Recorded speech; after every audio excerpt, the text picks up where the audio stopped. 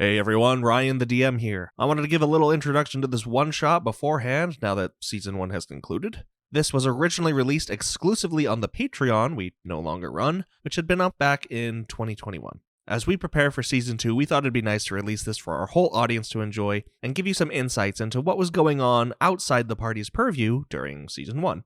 You may even recognize some one-off characters near the end of the campaign. So, without further ado, I'll turn it over to me from a few years back, and thank you for listening. Welcome everyone to our very first one-shot from the world of Riftwalkers. Tonight I am joined by our cast members Brett. Hello. Seth. Hi. Noah. That's me. And Laurel. Hiya. Now, this won't be following the story of the Riftwalkers, but it will take place around the same time in the world of Egadon. The goal of this is to just have fun, explore the world, and maybe see a side of things that you won't see in the main show. Now, allow me to set the stage. In the northeastern part of the Fel lies the Fel Kingdom, the largest dominion of human power outside of Kinlands. Dominated by the Fel folk, their capital of Mainstay is a military and economic superpower, and it holds the only and oldest institution of magical learning, the University at Mainstay, also known as the Arcaenum. Our cast tonight are 4 students at the Arcaenum, chosen from amongst their peers for selected advancement. In other words, moving up to a higher rank within the university. On the eve of their examination, they've all been ushered into a common dormitory, while they have some time to study, prepare, and get a good night's rest for the following day's trials. Why don't we take some time to introduce the players and their characters? Brett, why don't you start us off? This is Brett. I normally play Reese and Rolandir in the normal show. Today I'm going to be playing a Demlik man named Yarrick Stoll. He is going to be a druid class, and he has been working towards advancing into the College of Elementalism. How about you, Laurel? Hi, I'm Laurel. I play Val in the main show, and tonight I will be playing Evie Barnsley. She is a Fellish woman from Mainstay, just kind of a bit of an odd duck. She's a sorcerer, and she aspires to the College of Inscription. Seth, Noah, take it away. I'm Seth. I'll be playing Belfast Highland. He is a young Fellish man. A lot of his family members are members of the Arcaenum, and so he knows quite a few people there and knows his way around the place. He aspires to the College of Artificery. And I'm Noah. You may recognize me as the one who plays Efron, or the one that does all of the skeleton crew intros. Tonight, I'm going to be playing Detective Archibald Coldfinger. He calls himself a detective, but that's his latest in a long line of hobbies.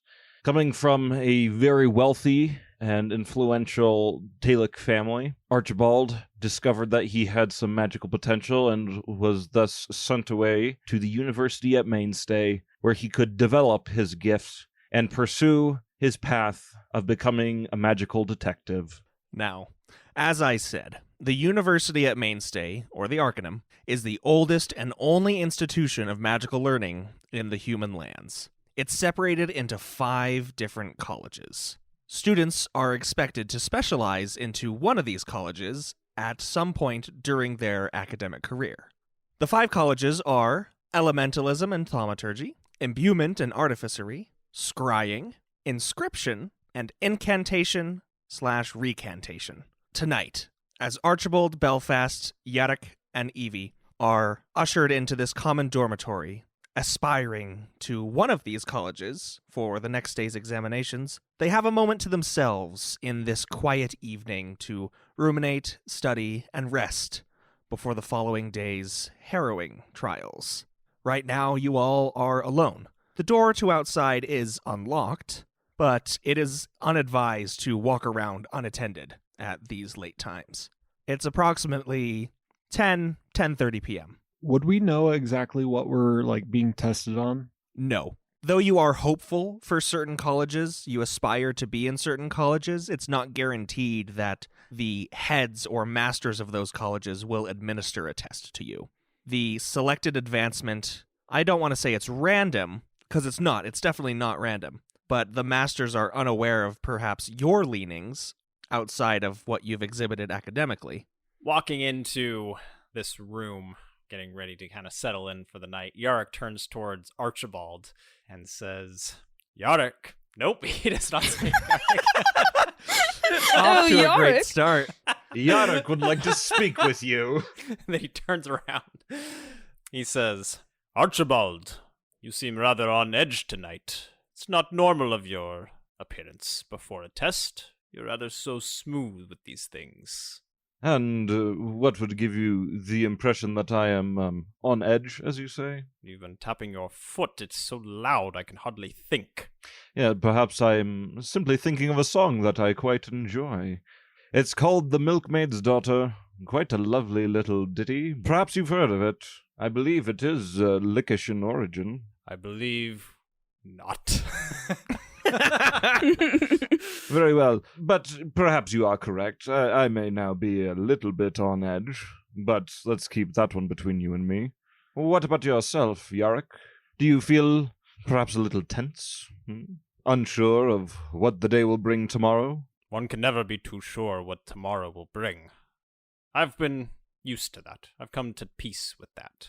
And although tomorrow may have some larger tests in store for us, I am admittedly slightly nervous that I will not be placed in the college that I desire.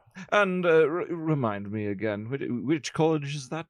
That of elementalism. I thought you should have surely been able to remember that. And he kind of pulls out just some pieces of like grass and leaves and all this stuff that he just like keeps in his blonde hair that's flowing around his ears. Ah, yes. I'm afraid it quite slipped my mind. You see, I have been quite busy with my own studies, but it does make sense for one of your stature. And what about you, Evie? I forget. You are still trying to go for inscription, was it? Evie turns to look at Yarick, and it's a little unsettling. She just sort of stares at him for a second. Her eyes are like just a little bit too big and just kind of glassy. And then she goes, yeah, And how do you feel about tomorrow? Worried? Nervous at all? just a little bit.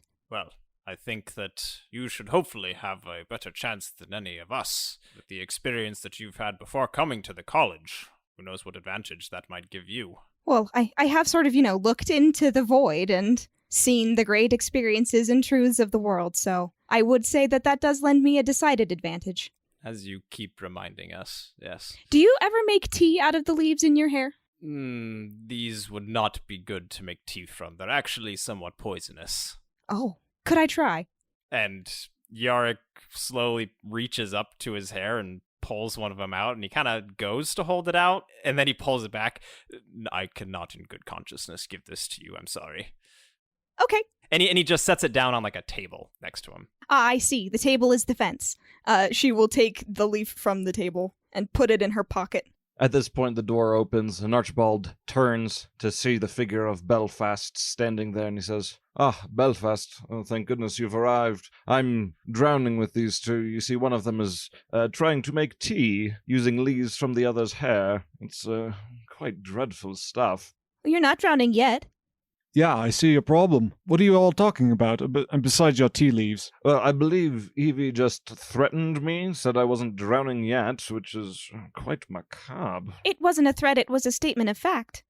Well, I mean, I suppose that's true of anybody that's still above water. Evie's harmless. She just kind of looks at Belle and, grins a little bit, but there's not quite enough behind the eyes. Little eye twitch. Yeah. And she gives him a cool guy head nod, like, hey, yeah, I know you. Before the door closes on its own after Belfast enters, a lithe figure sort of sneaks in right before it does, shutting it promptly afterward.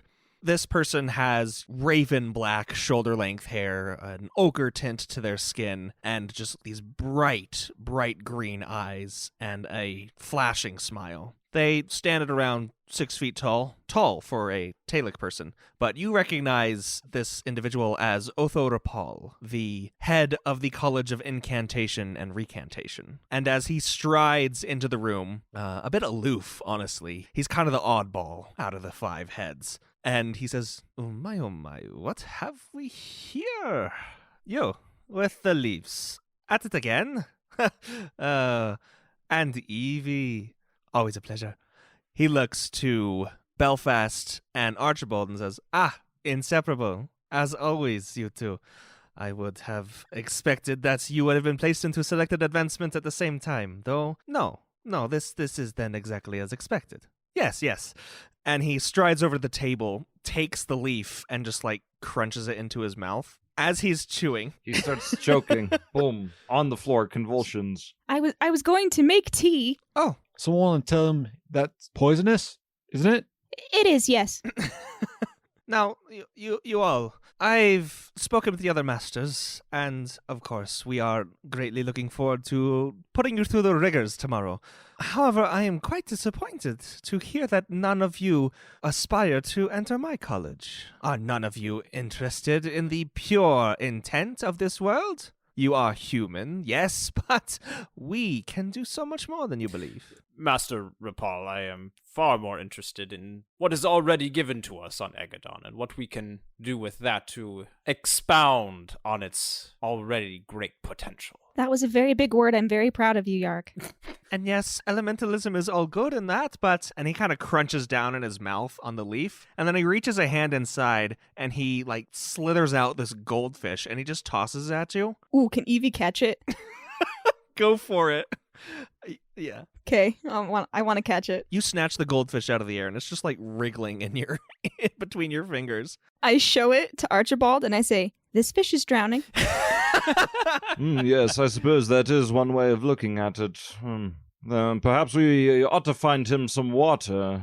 Master Rapal, if you could be so kind as to create perhaps a bowl for this creation you have given us.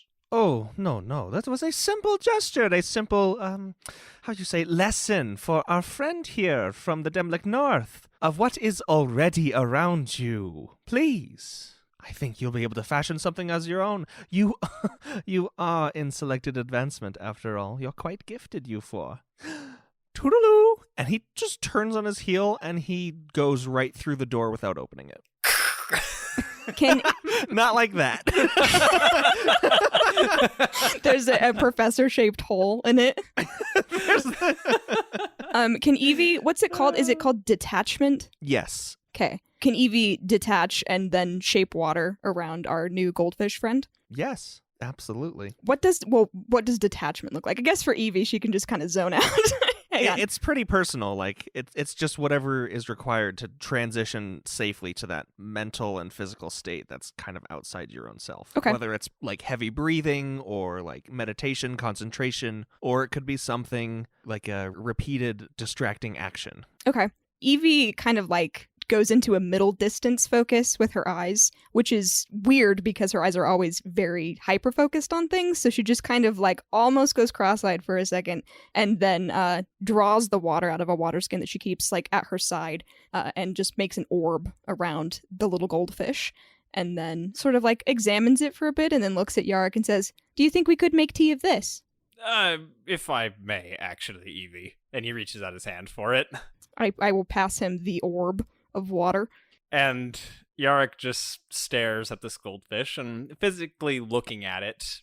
Anything odd about it, or is it purely just a goldfish? It has the same coloration and patterns that the leaf did. Yarrick would also like to detach and cast Beast Bond and communicate with this newly formed fish. What does Yarrick's detachment look like? So... Yarrick's detachment, he kind of looks more meditative. It's, closing the eyes. He actually starts to hum a very quiet, usually imperceptive, but it's very quiet in the room. Then you can hear a slight humming noise that's coming from him. And it lasts all of about 1 to 2 seconds. And then he reopens his eyes and focuses them on this goldfish and is going to create a link to it. All right, so that's a spell? That is a spell. And if it's not friendly to me, then he's going to do animal friendship first. This unfriendly goldfish. This goldfish is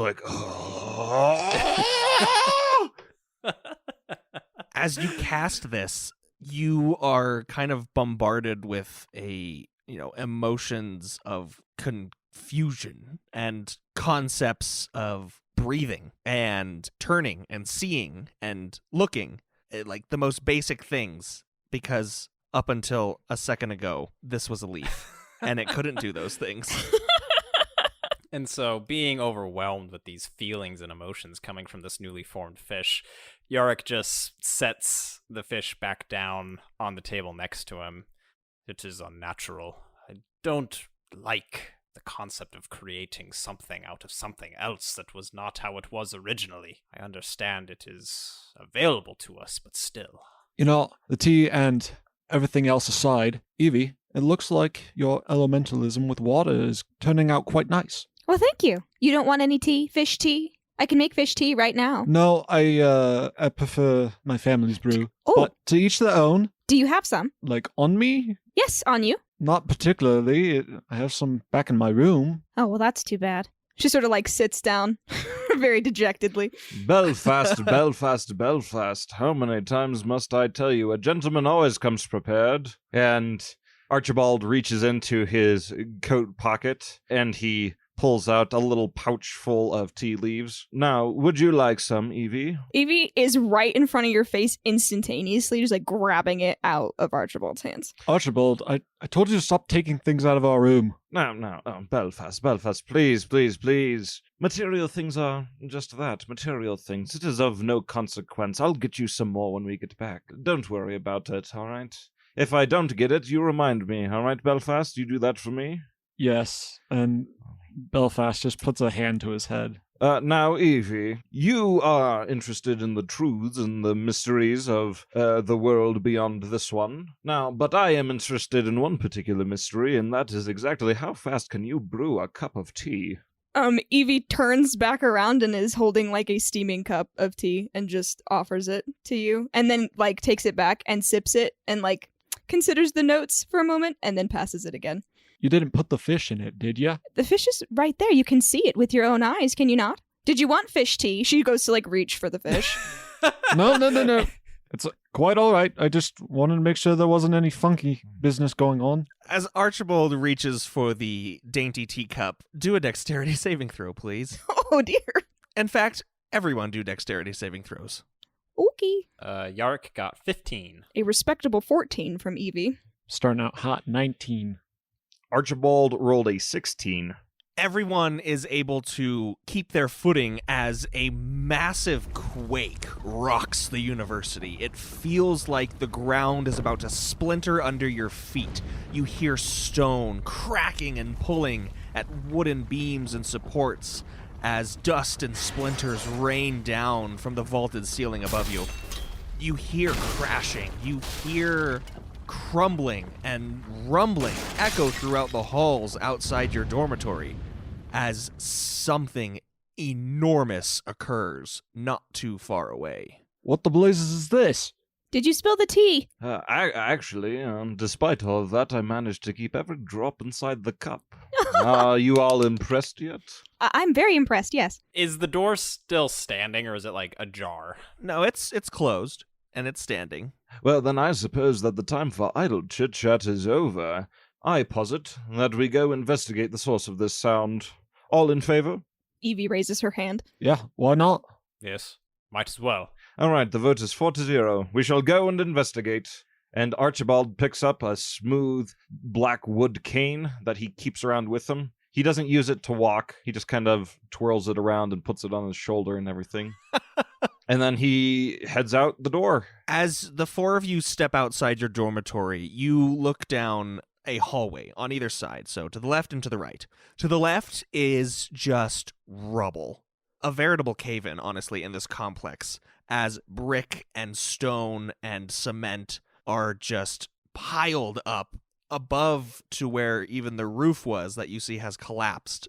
The upper levels caving in below into where you are now. To the right, there are a few other dormitories for those who are taking part in the examinations for selected advancement, and a series of pillars that run along the far wall where you can peek through into an open courtyard that seems to be alight with a pulsating deep red and orange glow. The crackle of fire, the smell of smoke, and the drifting ash and embers quickly coming your way and assaulting your senses as you step outside. Do you think the test has started early?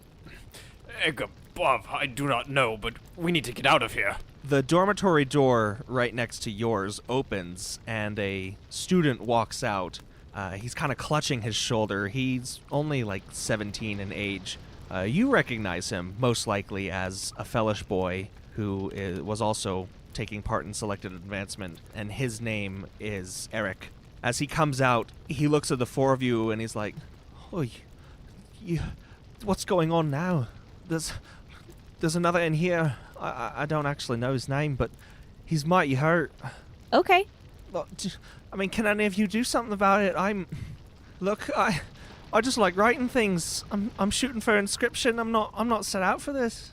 Yarick pushes past him and goes to examine the room. Okay. As you step into the adjacent dormitory, you see that the wooden beams in the ceiling have collapsed and smashed down into the bookshelves and bunk beds that adorned the space. Belfast went in there with him. Copy that. You see a girl, unconscious, perhaps still breathing, you can't quite tell at this distance, just crushed underneath a pile of wooden rubble, her legs wedged underneath the remains of a headboard. Yarick is going to go over and first see if she is conscious. She is definitely unconscious. It doesn't take much to figure that out. Great. Belfast, we need to get this off of her, and then we can just carry her out, hopefully. And Yarick goes to kind of take the squatting position and try to lift it up, if it's looking like it's going to be liftable. Is Belfast going to help? I don't know if you've been walking out or something, but we can give it a go. All right, and they're going to try to lift this thing. All right. So whoever has the highest ability modder gets to make the strength check with advantage. What's your strength mod? 1. Nice, mine's 2. So I got 16 plus 2, 18 on the strength check. All right, you two are barely able to lift it off, but you're in kind of a compromising position here. With her being unconscious, she's obviously not going to move herself, and you two are straining all you can just to hold this up. Archibald, you're on your bloody tea. Get in here already. Yes. I'm coming. I'm in fact, I'm already here. Edgar, please assist me in carrying the girl out of here. His name's Eric. No, I wasn't talking to Eric. And an invisible, unseen servant it comes to Yes. Archibald's aid as Archibald and this unseen servant go to take her out from the precarious position and get her to a more secure location. You are able to do so. All right, and then seeing that she is safely out from this, Yarick lowers it, coordinating with Belfast. All right, if that's it, then we need to get out of here quickly. A moment, please. We're not barbarians here. We must tend to her wounds. Edgar, please go fetch me some cool water from the other room. And Archibald is going to try to see if there's any serious wounds that need attending to. Yeah, why don't you roll a medicine check? Actually, because I'm going to forget to do this, I'm going to use my portent ability, which at the beginning of the day, I roll 2 d20s, and I can save those rolls for later use. And so I'm going to get a 17 on this medicine check. All right, and this is just diagnosing. This isn't curing. Yes.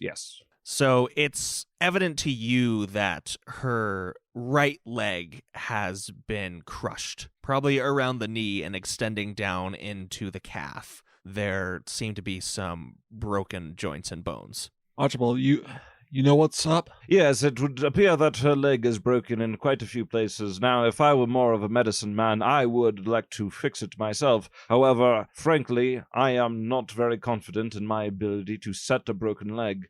I suggest that we make a stretcher for her and try to get her to the nearest medical attention center that we can find. Well, yes, go gather the materials. I'll see what I can do here. And then you see Belfast's red eyes start to glow a little bit as he detaches, and then he would like to cast Cure Wounds. 14 HP. Nice. All right.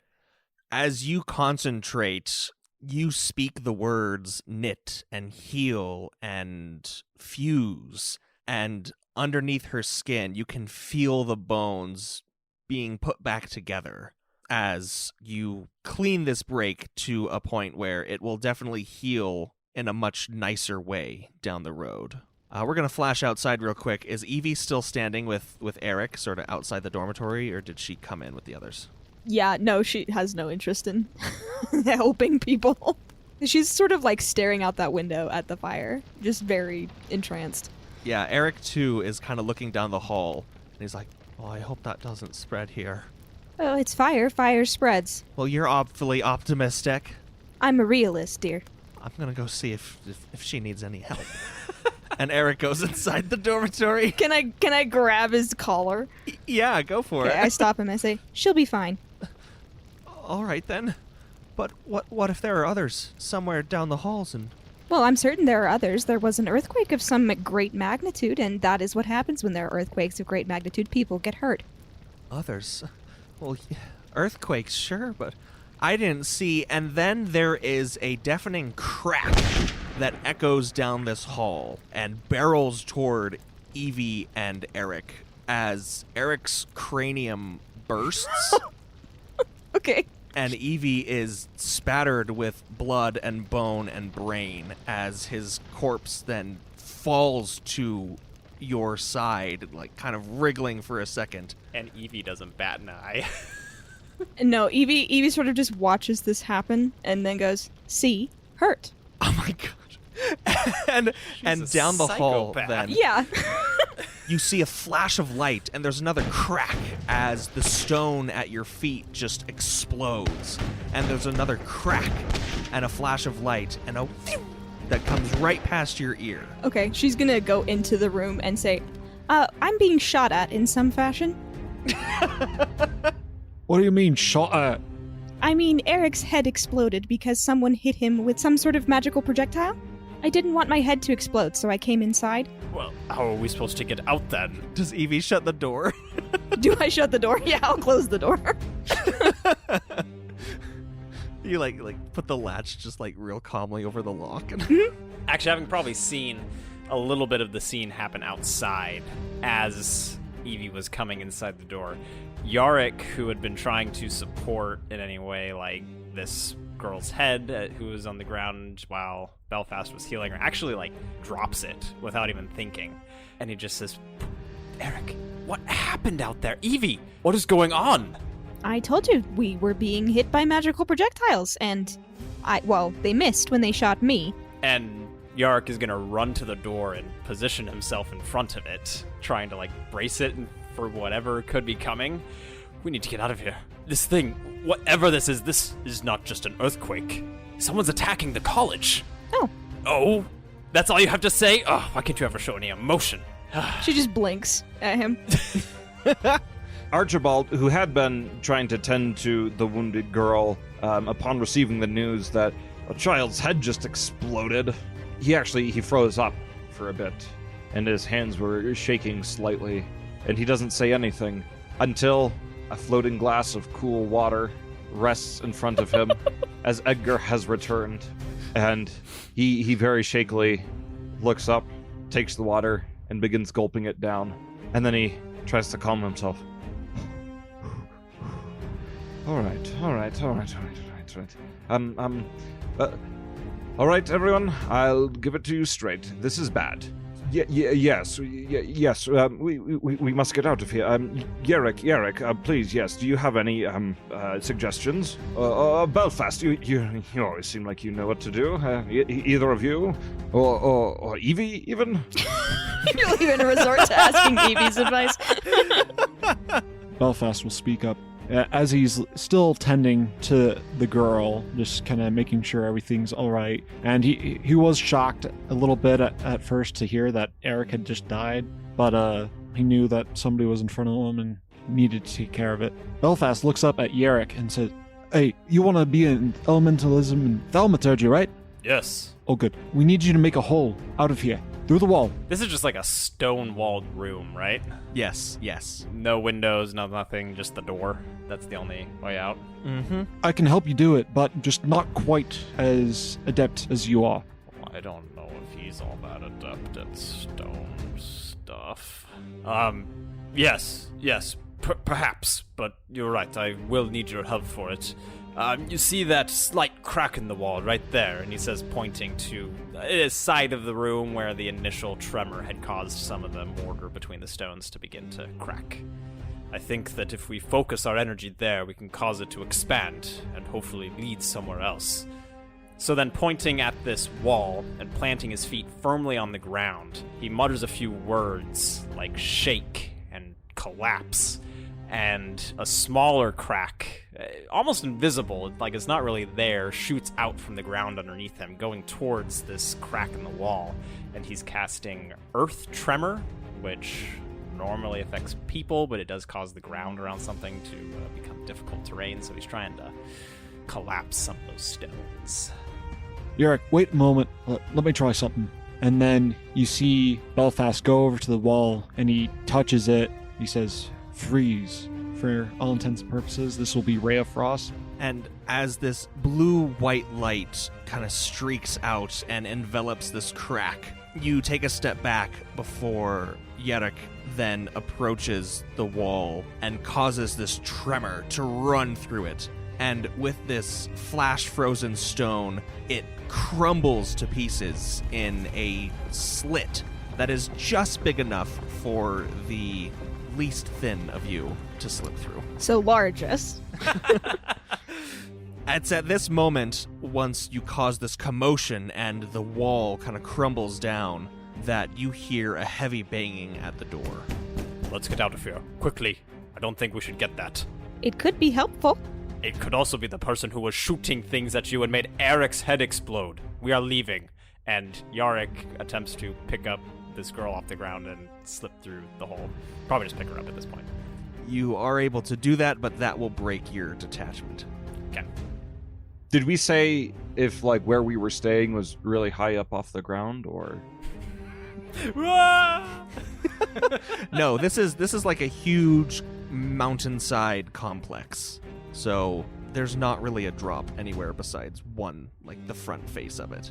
Inside where you are, it's just rooms and halls and... Oh, so it opens up to another room. Yeah, it would. I see. Archibald, do you know the layout of this area? Of course I do. It's named after my grandfather. DM, may I do, like, perhaps a history check to see how well I remember the layout of... Yeah, go for it. I asked you because you're a detective. You take mental notes of stuff. That is a 15. You can kind of connect the dots in your mind as the now five of you are able to slip through this crack in the wall. You come into a sort of perpendicular hallway. It's dark in here. The only light is from the room ahead of you. You can surmise that this is perhaps going into a part of the College of Inscription and its many winding halls and its archives, though you can't be absolutely sure. That's your best guess. Okay. Well, I'm not too familiar with this area. I don't spend too much time, but I do believe that we are heading towards the College of Inscription. Now, it is hard to see exactly what is going on without a bit more light. Luckily, I have just the thing. And you see Archibald take his cane, tap it on the ground, and focus for a minute as he detaches. And then from the point of his cane, he is going to cast light to illuminate the hallway. As you do so, this bright light coming out in front of you, you instantly spy two huddled figures. They seem to be, near the one end of the hall, at least the side that you're facing. And as the light shines upon them, they shiver into each other and crouch and huddle back even more, cowering away from you. And one of them raises their hand sort of above them to shield themselves. They seem no older than 10, maybe 12 years old. Children, please. I believe it is time that we leave. Will you come with us? They get up as you start speaking, and they just scamper off down the hall as fast as their legs can carry them. Oh, wait, don't go that way. We need to find Master Macundius. Yes. Pretty sure his office is this way. Wait, does Master Rapal have any sort of... Does he wear any, distinguishing items, like a ring or a necklace or anything, or... No, all the masters wear the same robes. Are they different from... For each school, is there a different... No. Are they different from, normal uniforms and crap? Yes. Okay, perfect. You're going to use, like, find object or something, aren't you? I am going to use locate object. After a brief pause, a light bulb goes off. A fantasy light bulb goes off in Archibald's mind as he says, "Now, I may not be able to find Master Mercundius, but I do believe that I can find a master."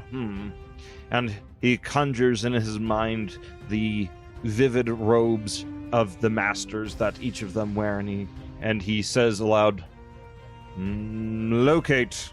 And he casts the locate object spell.